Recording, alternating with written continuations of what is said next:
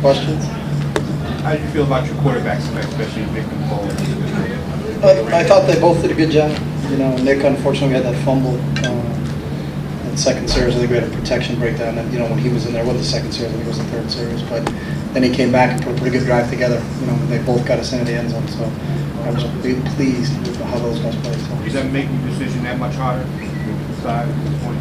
No, I mean, I would make my decision harder if neither of them completed a pass. You know, I think they both played pretty well. It gave me confidence in both those guys. So you want someone, and that's what you're hoping happens. I think both those guys rose to the occasion. So I was excited with how both those guys played. So. You said coming in that there was one series that we take turns. Did you just see what Mike did in the first series and just felt like you went? No. Understand the rhythm? I had no idea what the series questions was the other day. We were just trying to balance out their snaps. So I wouldn't read much into that. So.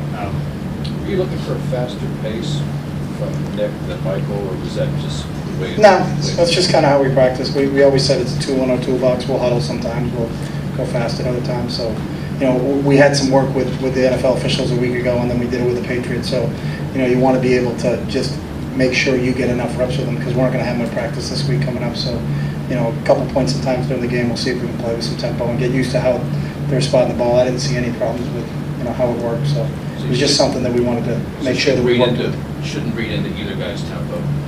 You can read it all you want. I would never tell you what to do. You look at the run defense, what went wrong on that first drive? There were more than one play, I'll tell you that. You know, I think there was a couple missed tackles out there. You know, I've seen LeGarrette, unfortunately, I coached him.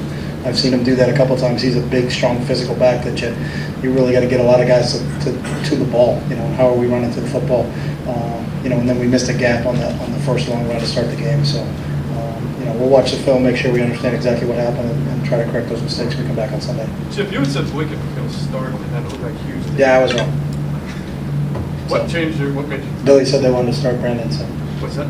Billy said they wanted to start Brandon. So. When you say you go back to as far as the tackle goes, do you any intention of changing, perhaps maybe tackling to the ground when you get back into game? No, we have tackled to the ground. We did a live tackling drill, I think, last Tuesday. We'll continue to do those live tackling drills. So I think our guys are getting tackling in practice. We just don't tackle them 11 on 11, but we're still live tackling.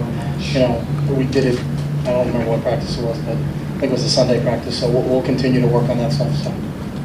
Any chance doing that more, Chip? Say that again? Any chance doing that more, like maybe on 11? Yeah, we weren't going to do it with the Patriots. Obviously, Bill didn't want to do it. You know, they don't do it. They don't tackle in practice. So we believe in tackling in practice when you're doing an isolated drills. The biggest thing isn't the guy tackling, and I've said this all along. It's the pileup that occurs, and it's what's going to fall over them. But we do need to live tackle. And it was interesting. Every player that I had said it was the first time they live tackled. You know, Connor Barwin said it was the first live tackling drill he had.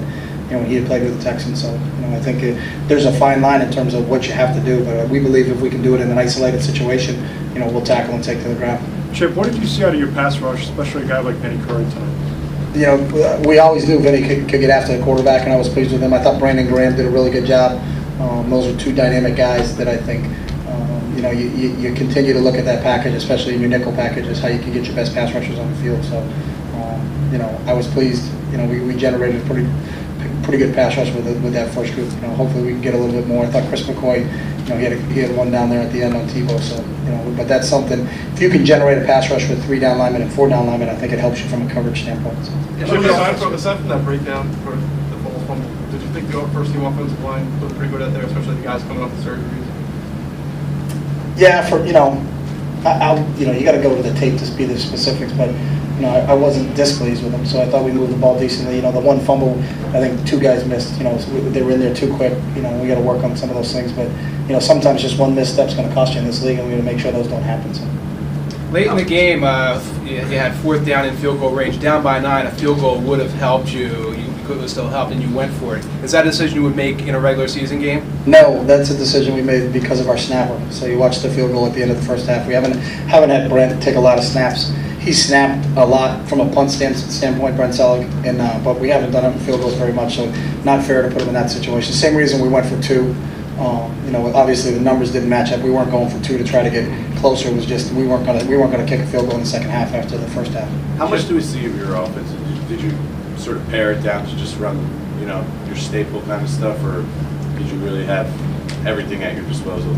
Now, I think your offense, there's a scope of offense that you have in for the total year, but then you always have to pare it down in terms of game plan. So, your specific game plan based on the fronts and coverages that the team you're going to play, you utilize, because you can't practice everything that, you don't have enough time. So every week it's going to be slightly different because everybody we play is slightly different. So.